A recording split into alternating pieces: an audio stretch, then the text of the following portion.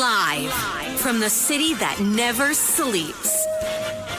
17 miles from Madison Square Garden, New York City. It's America at Night with Rich Valdez. America's favorite late night talk program featuring interesting guests from around the world and calls from across America. And now, here is your host, Rich Valdez.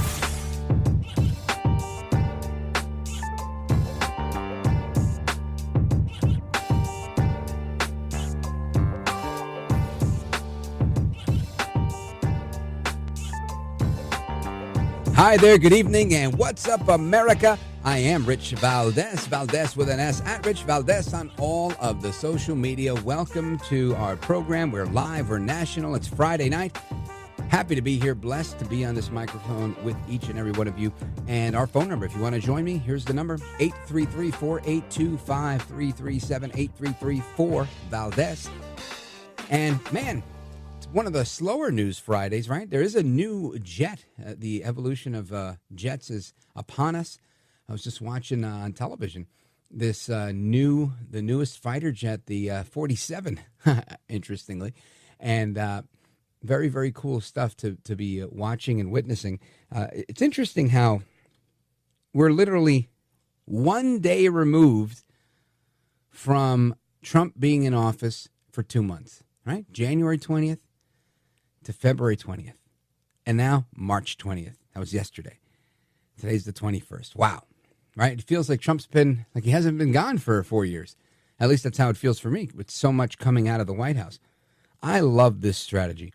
I love that Trump has been very, very busy, keeping the media busy, keeping everybody busy, keeping everybody on their toes, so to speak. I think that's good news.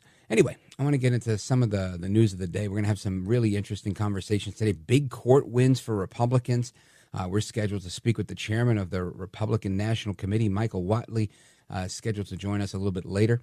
And pretty good show for tonight, honestly, for a Friday. For everybody who's locked in tonight, I think you're really going to enjoy it. But I want to go into a few things. I mean, there's a lot of talk about Gavin Newsom. And now Gavin Newsom, interestingly enough, I find that he's really running to, forget the middle, it's like he's running to the right. And it's a smart move for him if he wants to win people over, because he saw what happened, right? I think anybody, whether you are a Trump hater, a Trump lover, no, it doesn't matter your position, you need to align yourself with the policies that the American people favor. Now, some things may be a little unfavorable at times, and you got to take a lot of these things with a grain of salt, to be frank. What do I mean? Well, what I mean by that is I don't think that it's truly an unpopular position to get rid of an extra department in our federal government that we don't need. I really don't. I think most people, when you sit down and you have a measured, reasoned discussion with them, they agree. Man, why do we even have it to begin with? Makes a lot of sense to me. Makes a lot of sense to most people, too. However, we live in this information age where it's always a battle for the truth, and it's sound bites, right? We're fighting over sound bites, and these sound bites don't give you the opportunity that I have, right? I have an opportunity to spend time with you and really work through an idea. I get to and and take a big pregnant pause and really explain what I'm trying to say to connect with you, with the audience. And it gives me time to work out my idea. But so much of social media is a quick scroll or TV soundbite, and then that's it. And so much is lost in the context, and so much is lost in the details. And you know the saying, the devil's in the details. And there's truth to that, right? Because there is so much importance there, and that's how you can get undone if you don't pay attention to those details. So you got Newsom. And I feel like Newsom is running to the, I'm going to say to the right of his typical position, because he sees the writing on the wall. He's already been governor of California, and now he wants to be president. And how do you become president if the people that show up to vote, by and large, voted for Donald Trump? And by and large, would likely reject most of the policies you've espoused. I think there's no question. Trump talked about a handful of things, right? He talked about a lot of things, but there was really a handful that were constants in the campaign, right? 2 genders, no girls in men's sports. This was a staple, I believe, of his campaign, in particular with the focus on the culture war. So this is not because you favor Trump, or even if you favor the position that there's only 2 genders. This is really the proof in the pudding, right? There's a proof of concept out there that says most people don't want their child to be bullied into becoming the other gender, or be bullied into accepting that their friend Steve is now Stephanie. No, most people aren't with this. And not that we have to go by what most people think, because that's what the media tries to do, is to convince most people. And in some cases they do. But ultimately, you're not going to win with the AOC message.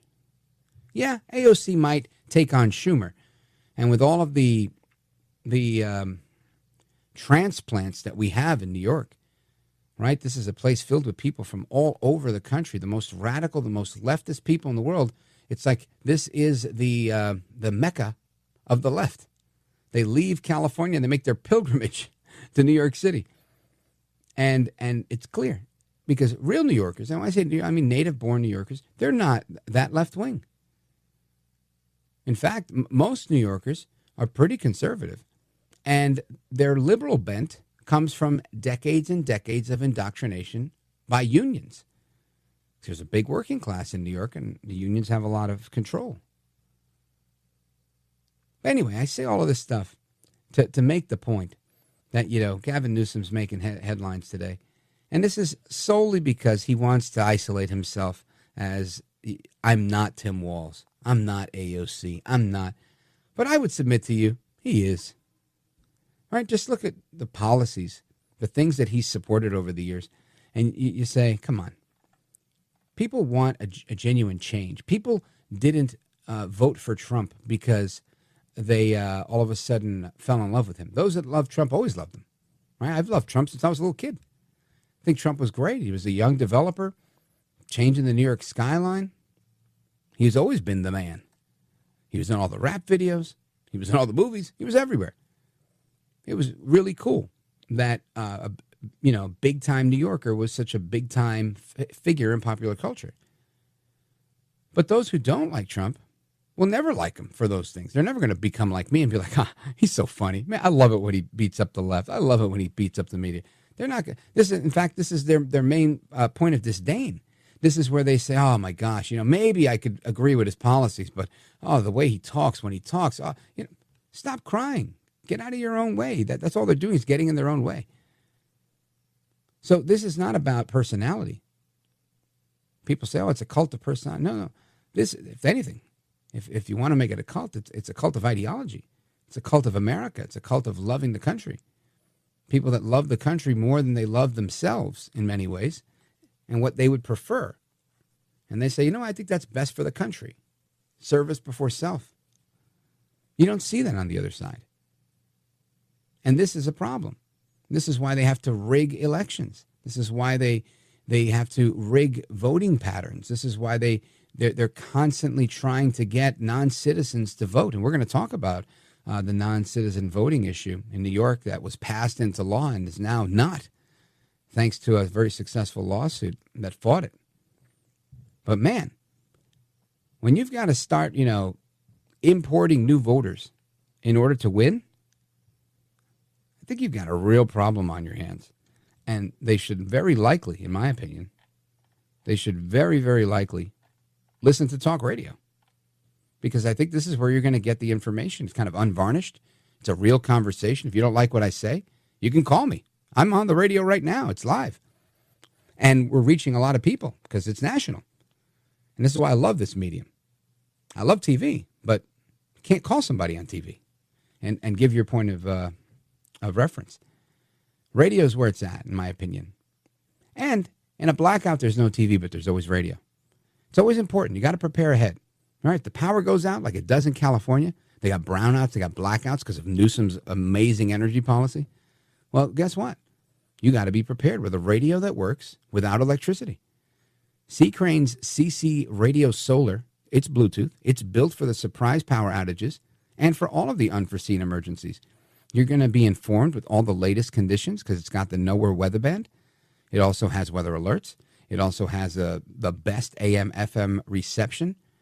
Why? Because it has the voice-focused audio feature. You're never going to miss a word of my show. Now, if there's a problem with the power grid, and God forbid, but this happens a lot in California, you're covered. The CC Radio Solar works on batteries. It works on solar, and it works on hand crank. You could even plug it in with the optional AC power cord. It also has a built-in LED flashlight, and it doubles as a Bluetooth speaker, so you could listen to this show on podcast, and you could listen to your favorite music as well. So what do? You order one. How do you do it? You ask for the CC Radio Solar by calling C. Crane. I'm going to give you the phone number. You could write it down, 800-522-8863, 800-522-8863, or visit the C. Crane website. Just go online, ccrane.com/rich. I'll spell it for you. CCRANE.com/RICH. You could use my name, which is a promo code, RICH, when you check out, and you're going to get 10% off all your orders that are $75 or more. So I recommend getting a radio for you. Get a radio for everybody that you love. These are affordable, they're quality, and you're getting 10% off your orders that are over $75 with my promo code. Don't get stuck in the dark. Get the C. Crane Radio. This is America at Night with Rich Valdez.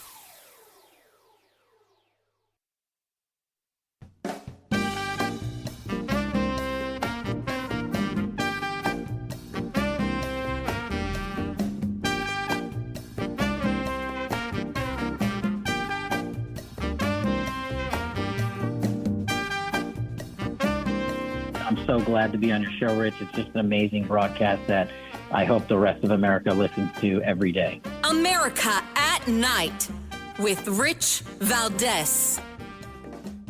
All right, amigos, welcome back. Rich Valdez working the late shift with you, live and national, 833-482-5337. Looking forward to speaking with you. And before we bring in RNC Chairman Michael Whatley, who's scheduled to join us in just a few minutes, I wanted to bring something up, which is that what we're watching in the news and in the media, right? And I'm always guarded with these things, right? I don't like to be a knee-jerk reaction to things because there are certain things that, sometimes I think we have to think it through before we respond. And we have to be judicious in our approach. I am not ever going to sit here and say, I think that it is a great idea to grab people, not charge them, hold them in custody, and kick them out of the country. In general, I don't think that's a good idea. I think we need to be cautious, right? And I think we are. I think we're being very cautious in that there's only one person, Mahmoud Khalil, that is saying that this is happening.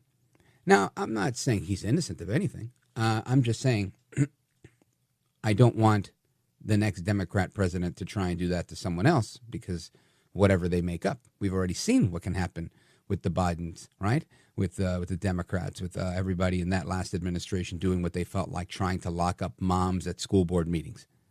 We've seen that. I didn't make that up. That was real. So this is my pause in these things. But in this situation, it's very different, right? It's very, very different. And you've got this judge that is now acting as the arbiter of America. And the great one, Mark Levin, he wrote a book many years ago called Men in Black. If you haven't read it, you should read it twice. And in effect, he makes, to boil it down, he makes the argument that unelected judges do not make law, right? They interpret law, this whole idea of judicial review. It's a really, really good book. And I can't steal its thunder because, I'm not eloquent enough to do that. But what I am going to say is that that's what we're seeing here. We're seeing this judge, Boasberg, or however his name is pronounced, who is in effect, and again, it's not like he's a Supreme Court justice or anything like that. He's the bottom of the rung, district court judge, who's in effect telling the president how to run the country. You can do this, you can't do that. And the last time that I checked, I'm sitting right next to it. I don't know if you can hear it. I'm going to tap it. Look. This is the Constitution that was hanging on the wall at the world-famous WABC radio. And I've had it next to me my entire broadcasting career, which is turning 7 in about 4 weeks. And all I could tell you is I've never seen a judge or any judge call the shots, right? We elect people because that's how our constitutional system of government works. So I have a problem with the judge trying to run the country. Now, I know somebody's going to push back on me and say, Rich, he's not trying to run the country. He's trying to have a check and a balance on the president. Excuse me.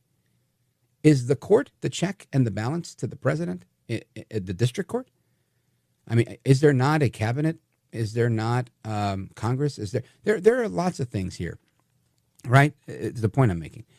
And for this judge to seemingly, try to die on this hill, I think is foolish. It's very foolish for him. But he seems to be getting the attention of the media. He's grandstanding, and it's working. And now you've got the media in the White House today asking questions of the president that he's forced to walk them through with logic. And this is brilliant. Listen to this. Do you think you have the authority, the power to round up people, deport them, and then you're under no obligation to a court to show the evidence against them? Well, that's what the law says, and that's what our country needs, because unfortunately, they allowed millions of people to come into our country, totally unvetted, totally unchecked. So you ought to ask, did he have the authority to allow millions of people? Did Biden have the authority to do something that's unthinkable? Have open borders where millions of people poured into our country, totally unvetted and totally unchecked, just as you would say. And many of those people were criminals. Many of them were from jails and prisons and mental institutions and gang members and drug dealers and very dangerous people. Many were murderers. We have 11,088 that we know of murders they murdered. Of that number, at least half killed more than one person. They're in our country. They're in a location near you. They're in a location near you. El Trompito is nailing it, right? And he nailed it in the first sentence, right? This is not a filibuster here. I got the transcript in front of me. He says, well, that's what the law says, and that's what our country needs. Period. That's true. He's the president. You may not, and I try to impress this, I guess, because I'm surrounded by liberals everywhere I go. But I'm trying my best here to help people understand things. Just because you may not like Trump, his personality, his style, whatever it is, you don't like his haircut, you can't pretend that because you don't like Trump, that's why you don't like the Constitution. That's why you don't like the separation of powers. That's why you don't like innocent until proven guilty. That's why you don't like anything that this country stands for. Ultimately, that's the case. The due process that's afforded to this guy, he's getting it. We're not cutting any steps out. What is the problem? And the other part of it, of telling the planes to come back with the Tren de Aragua guys, come on. The whole thing's ridiculous. This judge needs to take a back seat. Anyway, straight ahead, we've got more to come. 833-4-VALDEZ is the number, and I'll be right back. I'm Rich Valdez.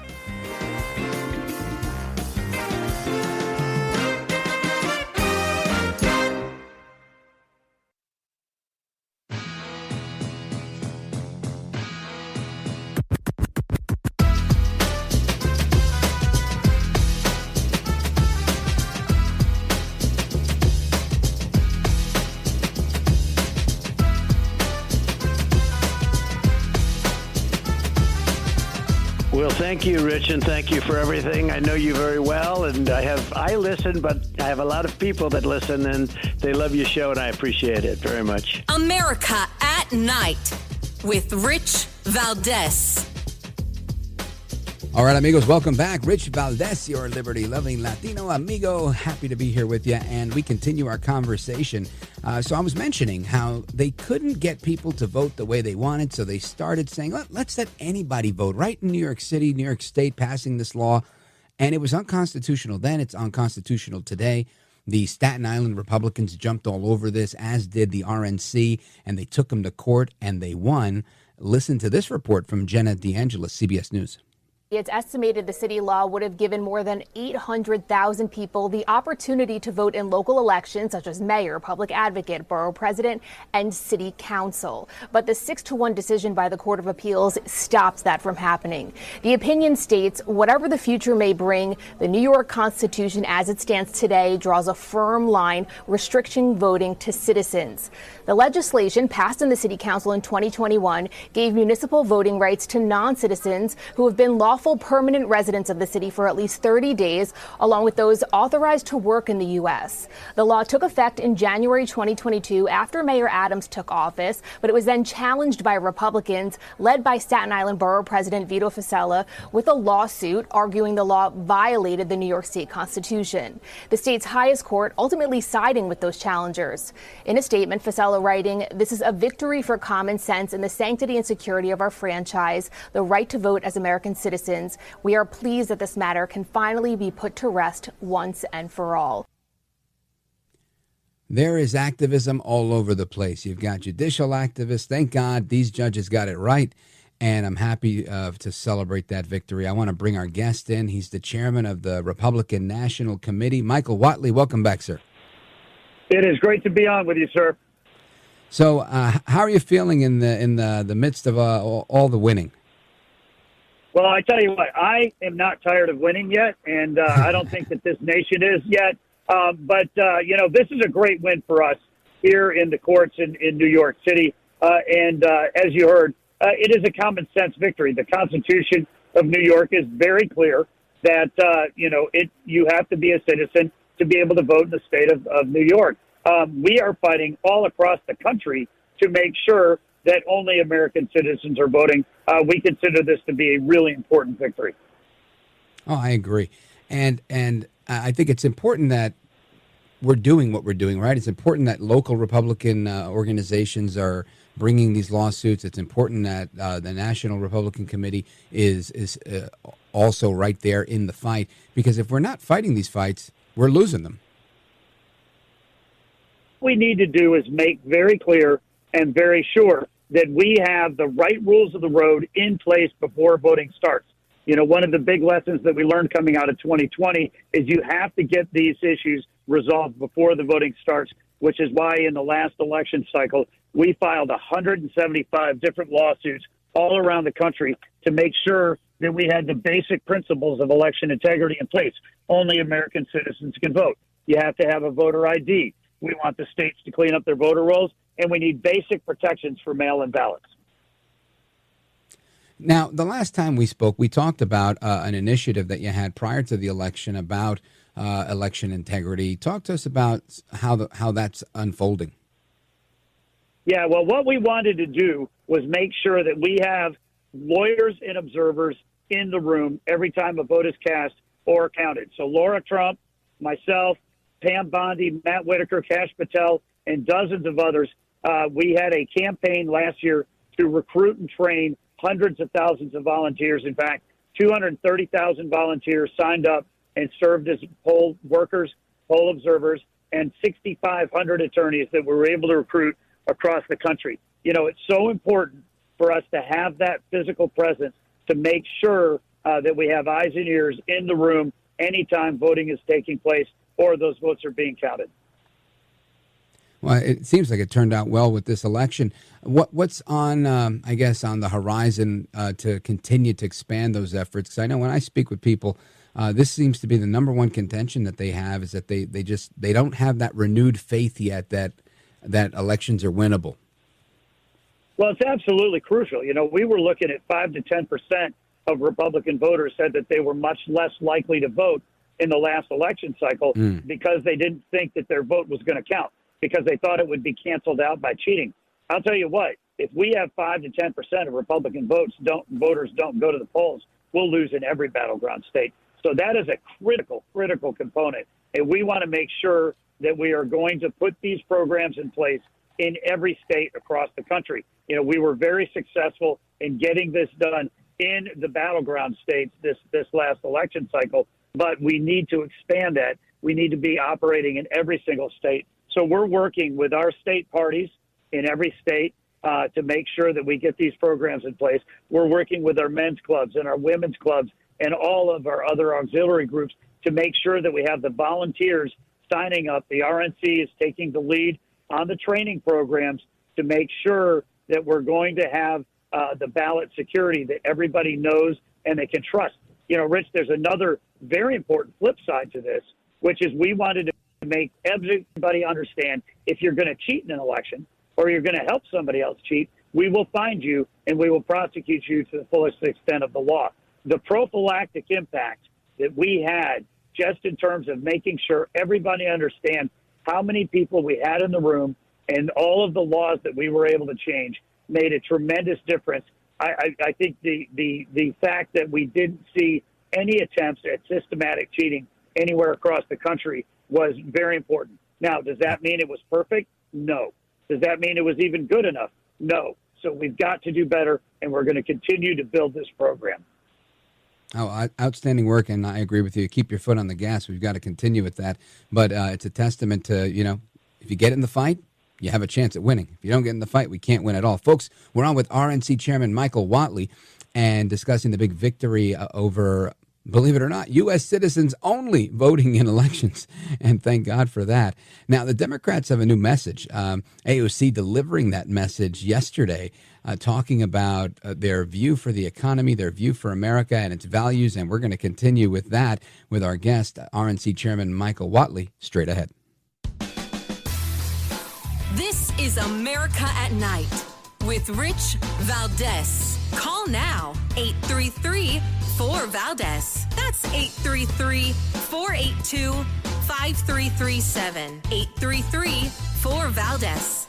That's Valdez with an S.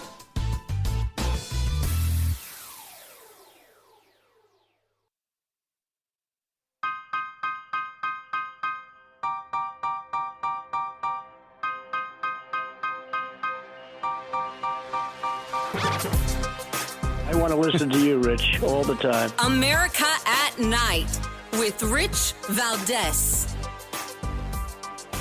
All right, amigos, welcome back. Rich Valdez working the late shift with you live till midnight, 1 a.m. in some areas.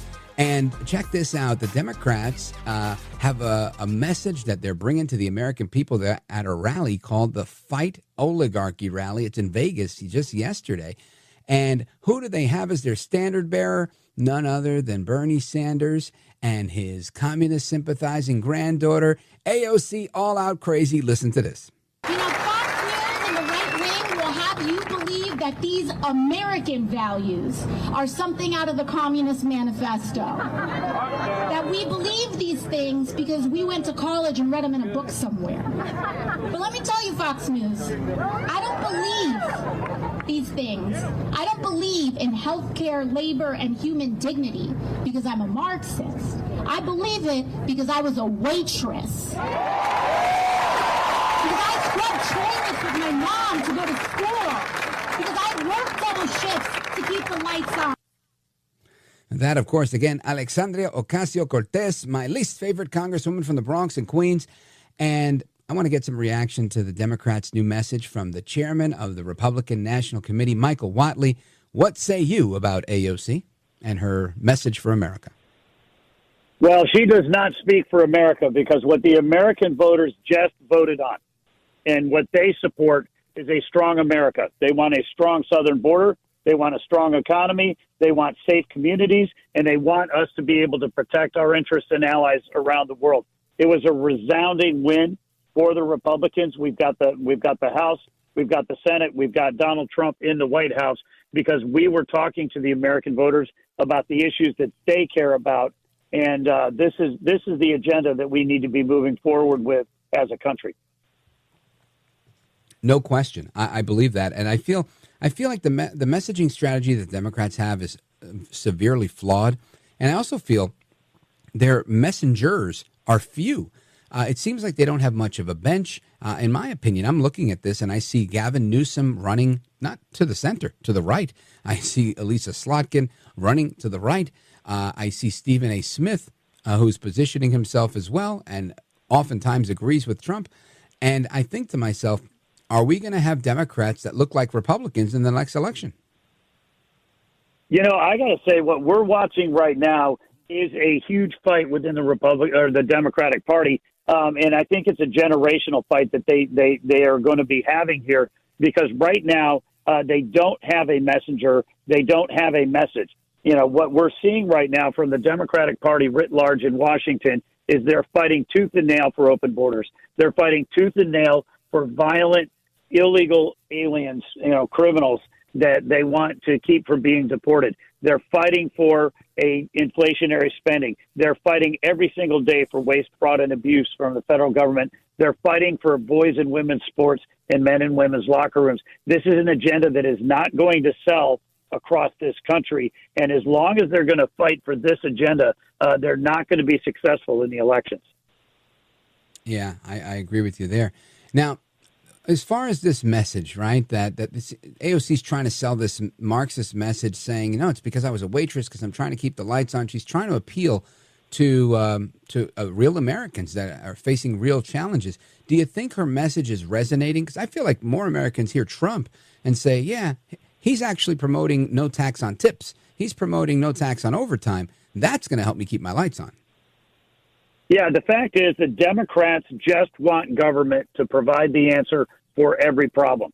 And government is not the answer for every problem. We need an economy that is based on private sector jobs, and Donald Trump is fighting every single day to create those kinds of high-paying jobs. He's going to unleash American energy. He's going to get rid of red tape. He is going to have a tariff policy that is going to encourage manufacturing here in the United States.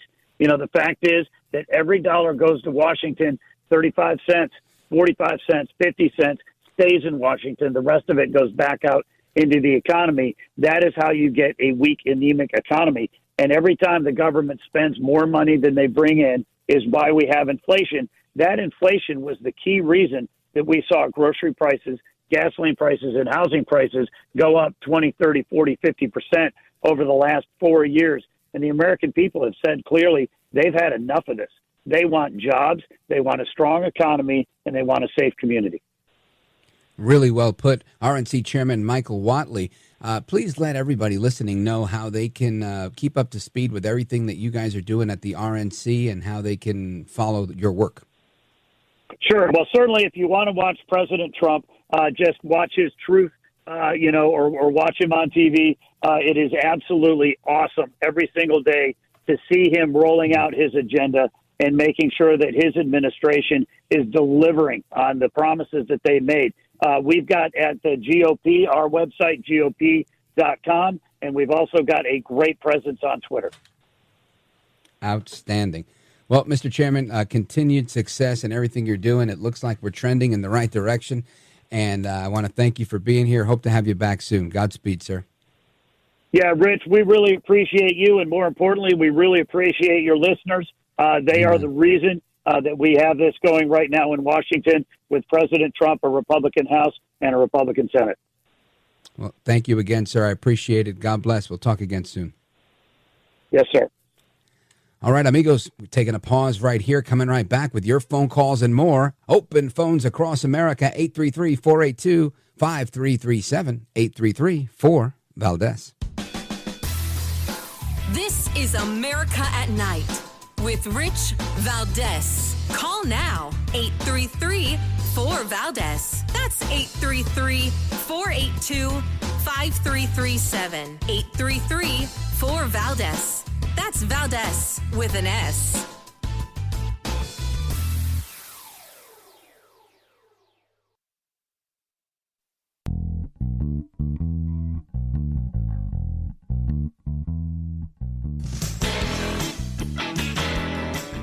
Call now, 833-4-VALDEZ. That's 833-482-5337, 833-4-VALDEZ. That's Valdez with an S.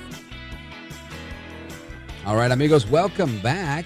We continue with your thoughts, calls, and opinions. But first, I want to play a little something for you because I was looking at this and I said, oh, my gosh, isn't this something that good old Adam Schiff is really such a divisive guy, whichever one you like, divisive or divisive, take your pick. Adam Schiff, literally, like I've never heard him say anything like, what I love about this country is, my family means so much to me. Never, ever, ever.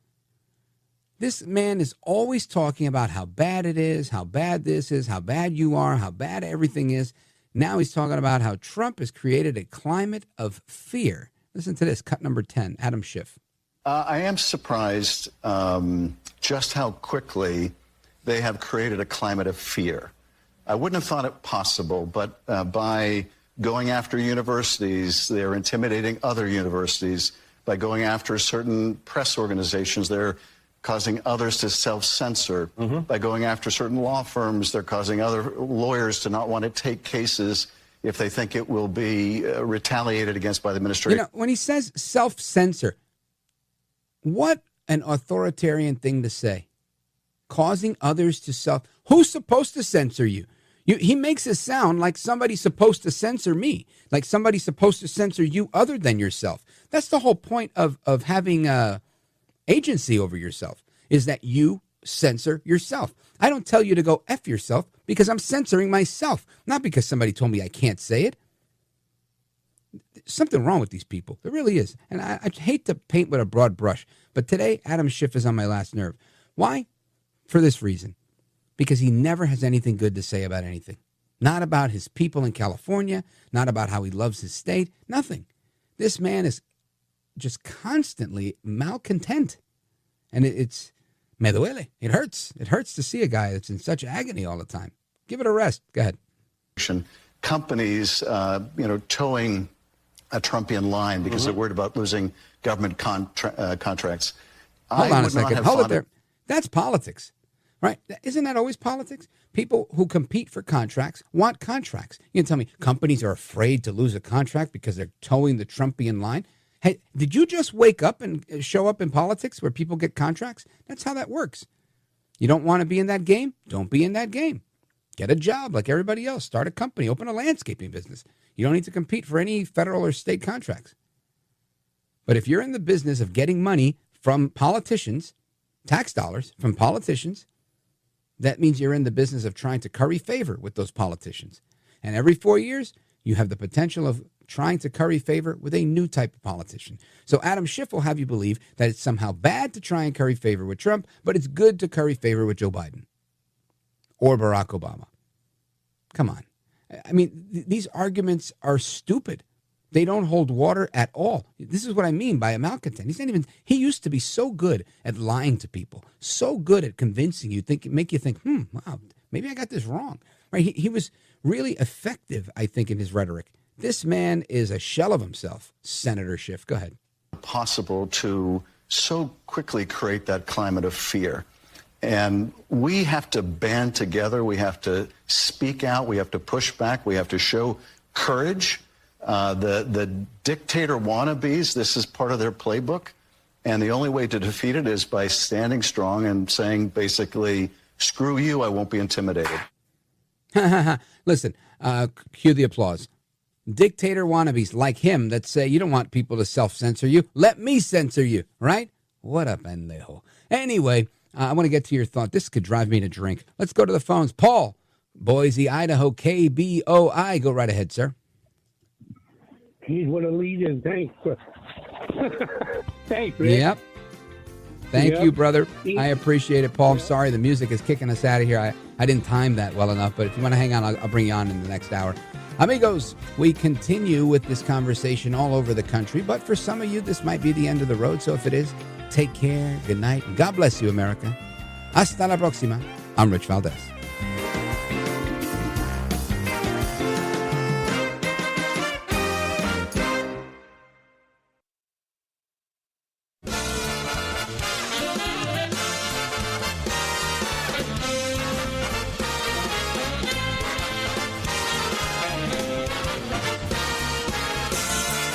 Live from the city that never sleeps.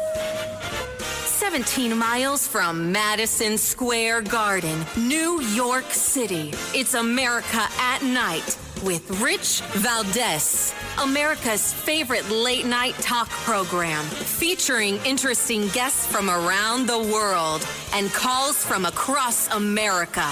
And now, here is your host, Rich Valdez.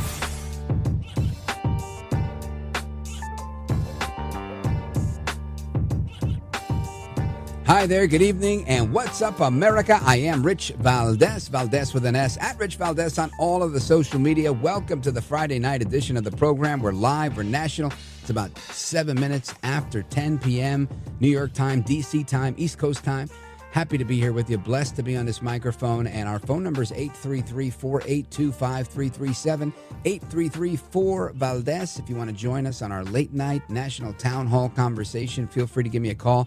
Talking about everything under the sun tonight. We're going to have a couple of interesting topics a little bit later. One of the things I'm going to talk about, very, very interesting. Let me see here. This was a really interesting one. This guy was forcibly removed from an airplane bathroom because they say he took too long. Well, he sued them because he said he was constipated. We're going to get to that. That's crazy, right? I want to get your thoughts on that. But first, of course, we got to get to the real news, the big news of the day. And there's plenty of it out there. And the Democrats, in my opinion, are running to the right, right? I talked about this before, and I just want to kind of underscore it. You got Gavin Newsom. He's out there doing interviews with Charlie Kirk, right? Of all people in the world. I think Charlie Kirk is great, but everybody knows Charlie Kirk is a conservative, right? And Gavin Newsom is, going into the conservative space because he wants to get that exposure, because he wants to get votes. Elisa Slotkin, I want you to listen to this clip from her. She's flat out telling people, look, I'm no AOC. I can't do that. I'm from a purple state. Listen to this. All of those things require me to be more than just an AOC. I can't do what she does because we live in a purple state and I'm a pragmatist. Everyone you mentioned has a lot of words, but what have they actually done to change the situation with Donald Trump? She said they have a lot of words, but what have they done? Yeah, I've been saying, what has AOC done for a very long time since she ran away from me at the Puerto Rican parade in New York City some years ago. And Slotkin is calling her out, but I don't think Slotkin's done anything either. The real question here is she's saying they have a lot of words, but what have they done? She's saying they're fakes, they're phonies, and they're frauds. They ain't done a damn thing, right? That's what she's saying. I'm translating that for the people in the back.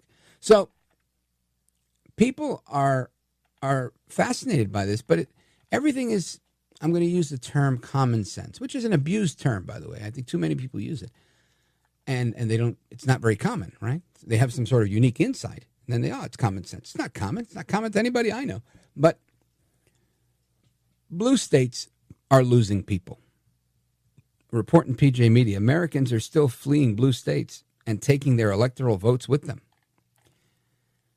And this is an interesting topic here, right? The article posits that it's too soon to look at the 2028 election because we don't even know who the players are. But 2032, we're ready to go because we're halfway to the next congressional appointment, apportionment rather, and we're getting a good idea of how the biggest player in the game is, the Electoral College map, and it's changing, and it's turning red. So this is good news.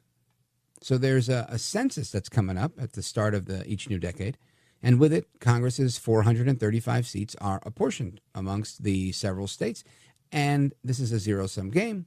There are winners and losers.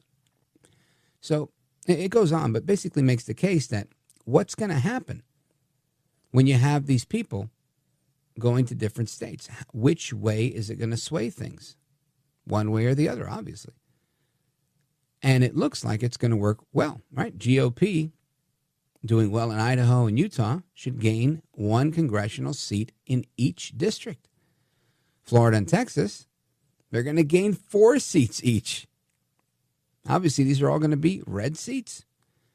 Florida only caught up to New York after the 2010 census, and by 2030, they'll be a third larger than New York, comprised of many New Yorkers who hate living in blue New York. That's why they went to Florida. I'm trying to join that club. So this is a very interesting thing. What ends up happening? Well, they see the writing on the wall, these people.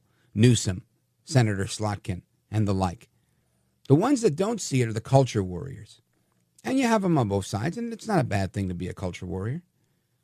But AOC's not here to be a middle-of-the-road person. She never was. She was always here to dominate and to dominate with her ideology. Running as a Democrat Socialist of America candidate, the DSA, openly embracing Democratic Socialist Bernie Sanders. This is who they are, and they make no bones about it. Cool. That's why it works for them. People will respect you if you tell them who you are. When you vacillate and when you ride both sides of the fence is when people go, I'm not too sure. Now, that indecisiveness does have an appeal to some people because some people are also indecisive. But by and large, you're never going to have the critical appeal, the mass appeal that you need to really make it in anything. If you're not decisive, you have to be decisive. AOC is decisive. You can pretty much predict which position she's going to be with. And on rare occasion, I should say, she will team up with Matt Gaetz or with Congresswoman Anna Paulina Luna to do something bipartisan. And it's in her best interest to do that because ultimately I think there's a part of the hardcore progressive stance is the ability, right, to me presents an opportunity to potentially one day win them over. I think the hardest person to really win over is the ones that the liberal Democrat. And I think a lot of people would disagree with me on this. They'd say, no, I think it's the other way around. But I don't know. And all you got to do is listen to the likes of a commentator named Cenk Uygur. He used to be on MSNBC. He's got a big network of his own now, the Young Turks. And these guys are so anti-war. You know who else is anti-war? Trump. So you tell me if you're going to find common ground between Trump and Cenk Uygur, where's it going to be? It's going to be there. And they can build from there. Because ultimately they believe in government, but they don't want all the war that goes with it. Now, the liberal Democrat, these guys are like, oh, look, that's, it's like mom, the flag, apple pie, and the military-industrial complex. Which, honestly, that's more my speed, right? Pretty hawkish myself. I'm not very pacifistic. I told both my kids, sign up for the Army, Navy, Air Force. Do whatever you want, wartime or not. I stand by their decision. One was very interested and ended up deciding not to go. People think I'm crazy for that, but I'm like, do whatever makes you happy. If you want to serve, serve. If you know you're going to serve overseas, serve honorably. God first, right? As they say in Spanish, con Dios adelante. And that's all I could say. And there's a lot of people out there that say things like, I don't want to send my kid to fight these the rhinos wars. I'm not sending my kids to fight the rhinos wars. I'm giving my kids an opportunity to choose for themselves. If that's what they want to do, that's what they do. And that's it. So my point is, I think you're going to find common ground with a progressive in that sense, quicker than you would with ever. And this is why Slotkin and Newsom are trying to find this common ground, running to the right, running to the middle, because there's not much place to go. They've already gone the other direction to the hard left, and it didn't work. We're literally burning down Tesla dealerships, right? Burning down the inventory. You've got all sorts of craziness going on. It's not working for them. So they've got to regroup. But AOC stays steadfast. Why? Because she's developed a base. And they've imported their people. They use the Colorado model, the blueprint. Anyway, I'm rambling. But I'll continue on that vein. I also want to remind you that people in Washington are like Kash Patel said in his book, they're government gangsters. And in fact, there are times where the government has worked with gangsters. And there's a book called Wiseguys and the White House, Gangsters, Presidents, and the Deals They've Made. And I thought, man, what an amazing title for a book. Because it's like gangsters on both sides, right? You got the gangsters who do their dirty work in the streets and the gangsters who do their dirty work in the halls of Congress and up on Capitol Hill. And times aren't that different today than they were a long time ago. So we're going to talk about the government gangsterism that goes on in the United States straight ahead, plus your calls, 833-482-5337. And, of course, we're going to get back to our topic during open phones and throughout the rest of the night with the guy who was kicked out of the airplane bathroom by the pilot, forcibly removed in flight from the toilet because he took too long. He says he was constipated, and now he's suing United Airlines. We're going to get into that as well. I think that's pretty funny. So keep it locked right here, folks. Rich Valdez coming right back. This is America at Night with Rich Valdez.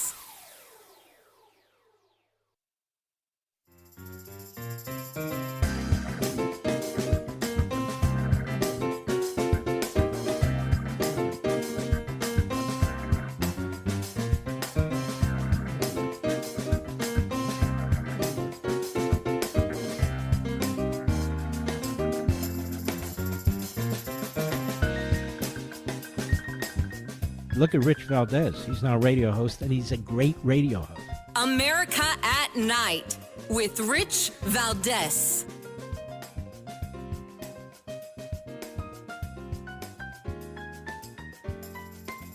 All right, amigos, we are back, and I want to continue the conversation. We're talking about government gangsters, right? The title of Cash Patel's book. It was a really good book.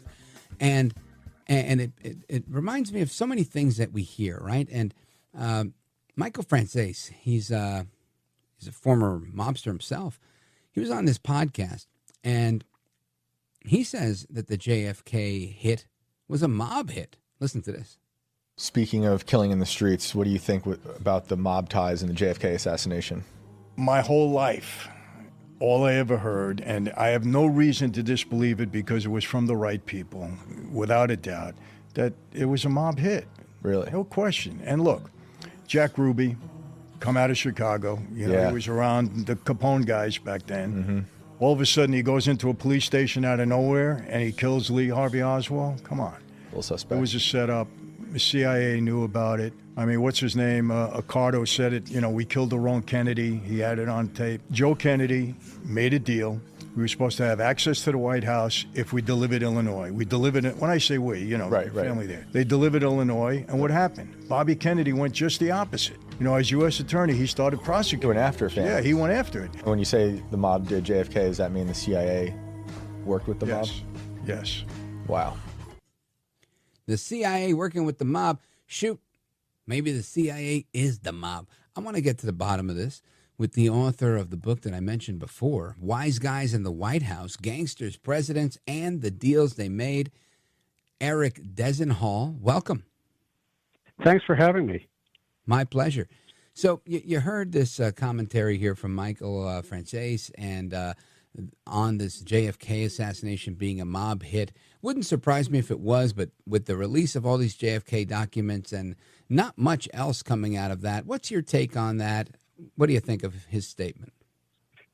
Well, he's a very smart guy when it comes to mob stuff, but I don't think the mob had anything to do with the JFK assassination. I think it's a great story, and it's something people desperately want to believe. It's a lot of fun.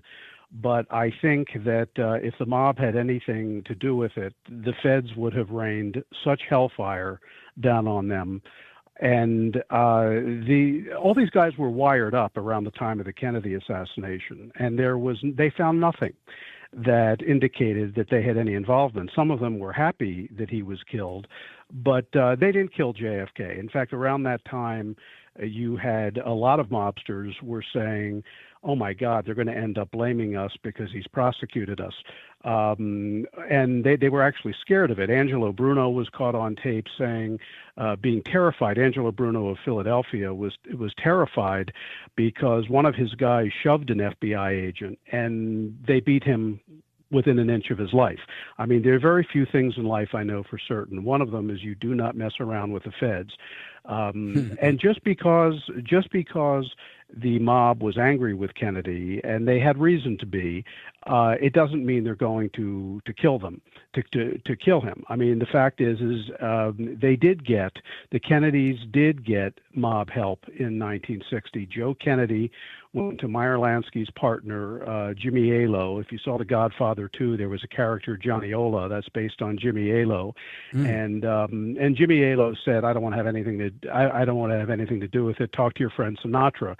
So Joe Kennedy goes and talks to Sinatra, who introduced him to Giancana. Giancana agreed to do it, although not everybody in Chicago was happy. JFK got help in Illinois. He got help in West Virginia, New Jersey, some other places, and he won. Now, whether or not the mob can take credit for electing him, I think that remains to be seen. But one of the things I do find is mob guys, years after the Kennedy assassination, started claiming credit once that they got further away from it. What I do think was interesting is when you get to Bobby, under the Eisenhower administration, there was a program that began to kill Fidel Castro, which continued under Kennedy, and Bobby and Jack Kennedy very much wanted Castro dead, and Bobby was furious to hear that the mafia had been recruited. And after really pressuring the CIA to get it done, the CIA ended up saying, look, Bobby, you want this guy dead, but you only want us to use the nicest people to do it? Come on. Who did you think we were going to call? The Daughters of the American Revolution? And so the mob was used. Obviously, it wasn't successul.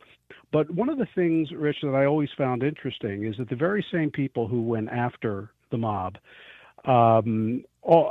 also benefited from the mob, also went after them. I mean, you had the Kennedys benefited from them, but they really led the charge against the mob. You had Nixon, who benefited from them and with fundraisers earlier in his career, and also in his commutation of Jimmy Hoffa's sentence, which he did because the mob really, well, first of all, he wanted labor support, but he also wanted the mob also wanted Frank Fitzsimmons, Hoffa's successor there. And then what did Nixon do? He went and launched the RICO Act. Reagan's career benefited from Lew Wasserman, his mentor, who was the head of MCA Universal, which was built on the back of mob muscle. And Reagan went after, did the commission trial in New York City, but he didn't go after Lew Wasserman's friends in Los Angeles and Chicago. So it's a very complicated history. But the biggest thing that I conclude is that the mob was a gear in presidential politics, going from Roosevelt to Trump in all different ways. Wow, interesting. I want to pull on that thread to see how they fit into Trump when we return. Folks, we're on with Eric Dezenhall. He's the author of the book Wiseguys and the White House, Gangsters, Presidents, and the Deals They Made. Very interesting topic. We're going to talk about that. We're going to talk about Luciano, as well as some of the other stuff out there, like Biden's connections to the mob. I can't wait to hear all about it. So keep it locked right here, folks. We're coming right back with our guest, Eric Dezenhall. Don't go anywhere.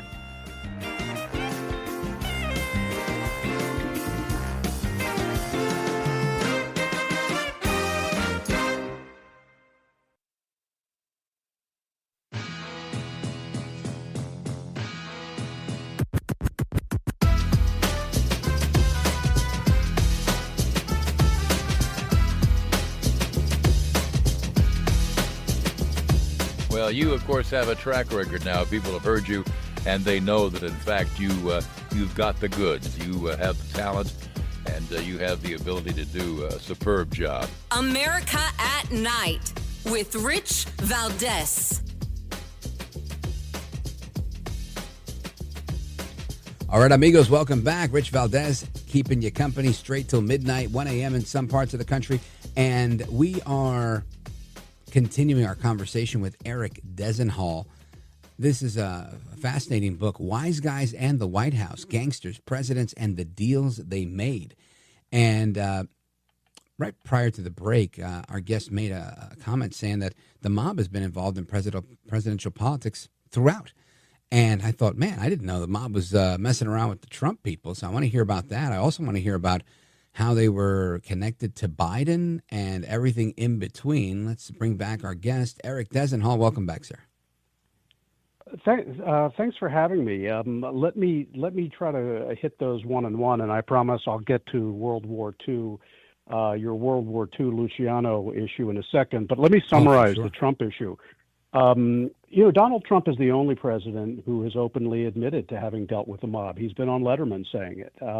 And one of the things that Donald Trump says that drives people crazy is when he's accused of something, he says, that just makes me smart. Well, he actually may be right, because if you look at how he dealt with the mob, here's what he did. Most buildings, if you think in New York City, you think they're built with steel. Trump didn't use steel in Trump Tower. He used concrete. Steel is a global industry. Concrete is a local industry. At the time, it was controlled by two firms dominated by the mob. He simply used concrete for Trump Tower, and he paid them very well. There is no law against paying someone very well, and he got labor peace. And it was a very simple way to do it. I grew up not far from Atlantic City, and I asked one of my colorful uncles, what's this whole business about Trump and the mob? And he said, well, all he does is he just overpays for real estate as a way to compensate them. So there was one guy, Salvi Testa, whose father was Phil Testa, known as the Chicken Man, you might remember from the Springsteen song. And Salvi Testa had a property worth $195,000, and Trump bought it for $1.1 million. And there you go. That's how they were paid. And that is not provably illegal. And a prosecutor friend of mine said, well, if they could show Trump got something in return, that would be illegal. And I said, it's been 45 years. Nobody's proven anything. And so Trump, yes, he had mob connections, but he also admits them. How he did it. I've actually heard him talk about this a lot. And I think what he said, and it's very true, it's very tough to build anything in New York City without having to deal with the mob. Well, yeah, and he's built it into his brand. I mean, rather than denying it like the other presidents do, he comes out and embraces it and says, yeah, I had to deal with them. And it's where do you go with that? I mean, once it's out there, and it's built into his stock price. And it was a very innovative way to do it. You had asked me earlier about World War II, and what happened there was really interesting. Roosevelt ran into a problem. The largest cruise ship in the world blew up at Pier 88 in New York a few weeks after Pearl Harbor. Nazi sabotage was suspected. I won't tell you whether it was Nazi sabotage. I'll let your listeners find that in the book. They couldn't get cooperation on the docks. A lot of the dock workers were Italian Americans. Italians had been declared enemy aliens by Roosevelt, and they didn't know what to do. They needed him to infiltrate the docks to hunt down Nazi saboteurs. So they went to Meyer Lansky, Lucky Luciano's partner. Luciano was in jail. Lansky was Jewish, tried to enlist in the army. He was rejected because of his age. He was 40, his height. He was 5'4". He was concerned about what was happening to Jews in Eastern Europe. He listened to the pitch and he said, I'll do it. It's patriotism. He talked to Luciano, and Luciano put down word to allow the Navy to infiltrate the docks. Meanwhile, Lansky was harassing and beating up Nazi sympathizers. And when it came time, in fact, one of my favorite stories was Lansky, President Roosevelt, his top propaganda guy was Walter Winchell, the journalist. And guess who Walter Winchell's neighbor was in New York City in the same building? It was Meyer Lansky, and they ran into each other. Winchell used to give Lansky locations of where the Nazi rallies were being held in New York. And one day Meyer ran into Winchell and said, hey, look, Walter, you gave me a bum steer. We went to this one address and the Nazis weren't there. And Winchell got scared. Meyer, I'm really sorry. I thought it was the right address. And Meyer said, don't worry, Walter, we found them. But what was interesting is Roosevelt put his named his best friend, Vincent Astor, of the Astor family to be in charge of the New York waterfront intelligence operation. Where were the meetings held between the U.S. Navy and the mafia? The Hotel Astor. And when it came time for Patton to invade Sicily, they needed help from mafia figures to figure out where to go, where to invade, where were the best locations, who were the best contacts in Sicily. And mafia figures with Lansky and Luciano's blessing provided the military with that type of intelligence that helped in the invasion of Sicily. As for Biden, my favorite Biden mob story is when he was running for Senate in 1972. He wasn't doing very well. And his opponent was about to run ads on the eve of the election that was really going to hit Biden hard. Well, Biden had the support of the Teamsters, specifically Frank Sheeran, who was the lead figure in the movie The Irishman. And Sheeran and the Teamsters made sure that the newspaper ads that were going to really hurt Biden were never picked up and delivered and distributed. That sounds like Jersey politics. Well, yeah. Well, it was the same crime family. Where I grew up, it was the Philadelphia Bruno family controlled southern New Jersey and Delaware, and that was the one that did it. And so, you have these different ways that different presidents benefited. In the case of LBJ, after he passed the Civil Rights Act, some civil rights workers went missing and were killed, and they couldn't find out what happened. And the FBI turned a Colombo family figure back in 1964. They flipped him, and they sent down a mobster to torture KKK guys in order to give up the location of the bodies and the location of killers on several cases. And so, this stuff has dribbled out over the years. And what I tried to do in Wiseguys and the White House is put together a compendium of how the mafia had different interactions with presidents and presidential politics. Fascinating. Now, you come across as somebody who's either a historian, somebody who worked in intelligence, or a journalist. How did you get this penchant for all of this mafia history? Well, first of all, as I tell in the book, I was a young White House aide. And when my boss, this was under Reagan, when my boss was walking me out to the South Lawn for an event for the first time, it was going to be the first time I would see President Reagan. And she said, you're from Cherry Hill, New Jersey. That's mafia. And I didn't really like it, but there was a lot of mafia activity at the time. The local boss had just been killed. The Pizza Connection heroin ring was run out of my town by the Gambinos. I mean, the Gambinos by name, actual Gambinos lived in my neighborhood. But I grew up around it. It wasn't unusual to have a neighbor, a family member, a Little League coach who was connected to it. And then when I worked in the White House and I was being told, my boss said to me, the mob, they killed Kennedy. They run the country. And I'm thinking, what? They do? The Oval Office is 20 feet away. You're telling me the mob runs the country? Have you ever met these guys? I mean, they think they run the country, but they don't. They were powerful. They had a lot of influence at different times, but just the mythology, the canyon that separates what's true and what's not true is enormous. And a lot of what I set out to do is punch through the mythology. And what I concluded is, were they powerful? Yes. Do they run the country? No. And the people who in the end, the people who knew how to use the mafia fared better than the gangsters themselves. Yeah. So you're talking about the CIA, right? Well, I'm talking about politicians. Well, to some degree, but I think it's the politicians and the businessmen. I mean, one of the great myths you hear is that Joe Kennedy was a bootlegger. He wasn't a bootlegger. He knew how to do things legally, and it was the people who knew how to dance on the right side of the law.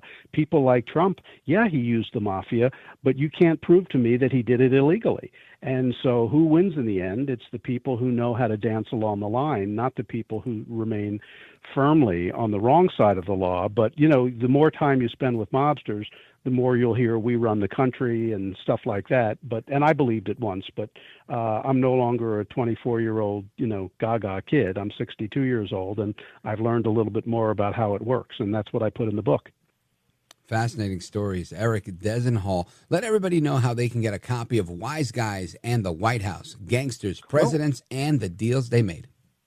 Wiseguys in the White House. You can find it on Amazon, on online booksellers, big bookstores. Shouldn't be hard to find. It's been out there and getting a lot of conversation in the law enforcement, politics, and mob world. Outstanding. Really, really fun talk. I appreciate it, sir. Definitely chat with you again soon. Godspeed. Thanks so much. You bet. And amigos, your thoughts, calls, and opinions on this and everything else we're discussing, straight ahead, 833-482-5337. This is America at Night with Rich Valdez. Call now, 833-4-VALDEZ. That's 833-482-5337. 833-4-VALDEZ. That's Valdez with an S.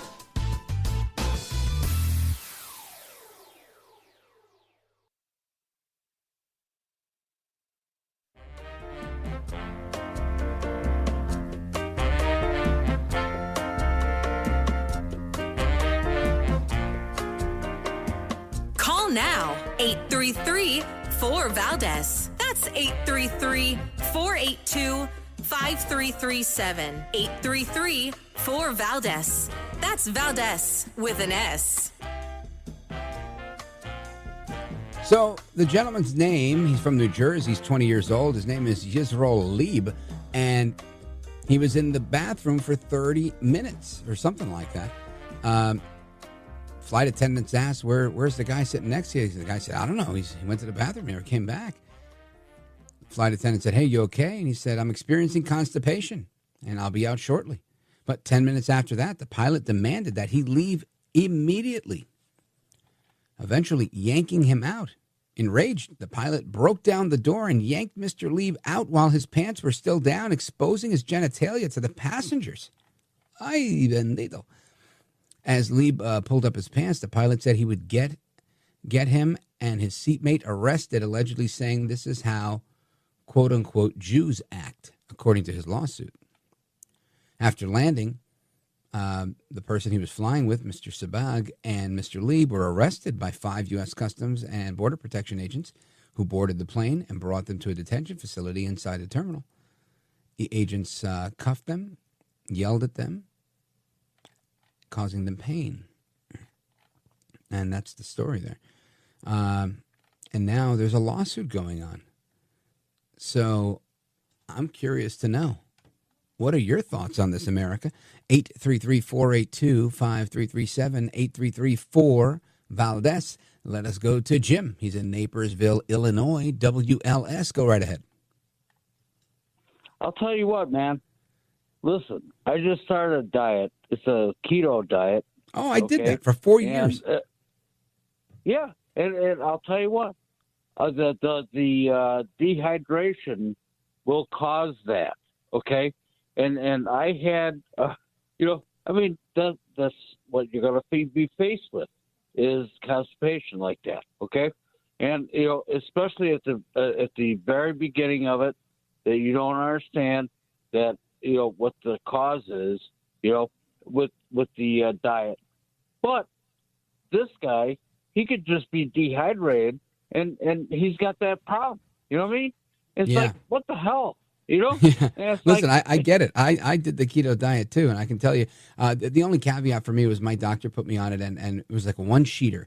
You could get a one-pager that had all this advice on it, and he said, you could eat anything that once had eyes, anything that's green.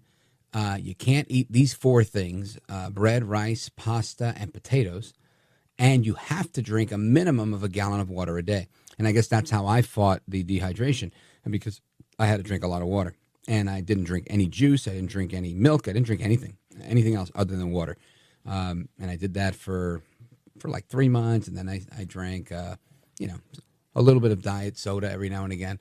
And 4 years, I was pretty much on that diet. And then something happened to me, Jim, interestingly. My potassium level went really low, and that was because apparently when you do that type of dieting, your sodium gets messed up, and when your sodium gets messed up, apparently your potassium goes haywire.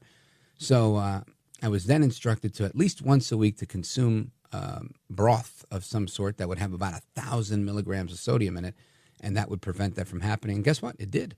Never happened to me again where I felt like, weird with the potassium. But anyway, yeah, long story short, I guess that could happen to anybody. And this poor guy got yanked out of the bathroom. I've never seen something like that happen, and I hope I never do. Jim in Naperville, thanks for your call, my brother. I really appreciate it. Shout out to WLS in the building. Let me see. Who else do we got here? Let us go to, hold on, right here. Doc, Wilmington, Delaware, WDEL, the great WDEL. Doc, how are you? Been a while. It's been a while. Thanks, my brother. I really appreciate listening to you. We got a problem here in the great state of the Smellaware. The local station is cutting off the first hour of your show at 9 o'clock, so I've got to go to another station to listen to you. And we've got a local group here that may have a Facebook group that's going to petition WDEL to keep you on all your whole show instead of this guy Dave Ramsey, which is a pre-recorded finance show, which, to be blunt, I could care less about. All right, when it's a choice of you or Dave Ramsey, my brother, it's you all the way live. Oh, well, thank you. I appreciate that. And I'm sure they have a great show. I'm looking forward to any support that I can get to be carried live in every market that we're in. I love that. I love the support, Doc. I do appreciate it. And I love being on WDEL. It's always a pleasure to be with you guys. So thank you for your support. What's going on with immigration, with Trump and everything else? Well, I'm with him all the way live, but I'm against him on immigration. Here's why. I'm going to tell you a little story. It'll take me about 2 or 3 minutes. I'm a second-generation American. I'm 2 generations off the boat. My grandmother, I'm Ukrainian and Jewish and Polish. You know that stuff. You know my background. I'm an East European mutt. I'm a mixture. Ashkenazim, Jew, Ukrainian, Polish on mom's side. On dad's side, Tatar, and Viking, and Ukrainian. Okay? Having said that, Busha, Babcha, my grandmother on my mom's side, was born in Fort City, Pennsylvania, United States of America, all right? Native-born American citizen. When she married granddad, Jijo in Ukrainian, she lost her citizenship under the Harding or Coolidge administration. The Republicans took away her citizenship, and she didn't get it back until Roosevelt restored her citizenship. Now, that's wrong. Didn't happen to her. Just she wasn't alone. Eastern Europeans were targeted. Southern Europeans were targeted. Europe people, Latino Americans were targeted. Asian Americans were targeted. Irish Americans were targeted. They targeted people to deny them their citizenship if they married a foreign-born person. That's wrong. As far as immigration goes, I'm with President Trump all the way alive. But let's get rid of the criminals, Rich, not the ones that want to come here for a better life. Oh, I hear you, brother. And I think that's the move, right? I think that's what we're seeing. And now the judges are asking him to bring the criminals back, demanding that they return the criminals that they deported to El Salvador, of all places. Doc, what an interesting story. I don't know where to start with that, but I got to take a break right here. Doc in Wilmington, Delaware, WDEL. Shout out to all of you guys. I'm coming right back. This is America at Night with Rich Valdez.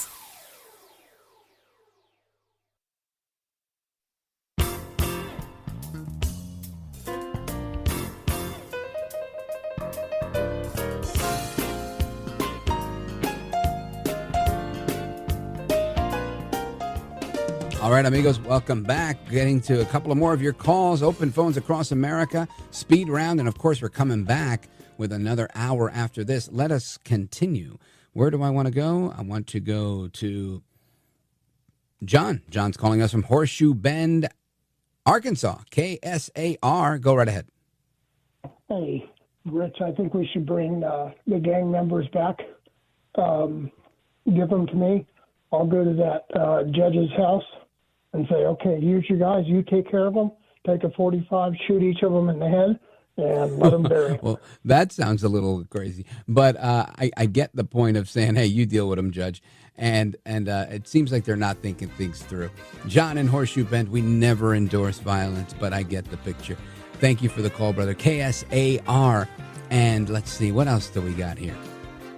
Well, we got the music, so that means I'm coming back to Daytona Beach, Montreal, Myrtle Beach, South Carolina, Ashburn, Virginia, Boise, Idaho, Charleston, South Carolina. More lines are blinking. We're getting to all your calls. Keep it locked right here. I'm Rich Valdez.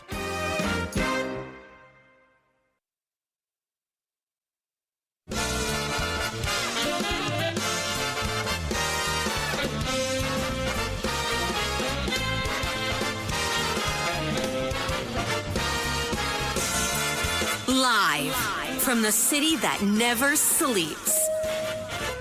17 miles from Madison Square Garden, New York City. It's America at Night with Rich Valdez, America's favorite late-night talk program, featuring interesting guests from around the world and calls from across America. And now, here is your host, Rich Valdez.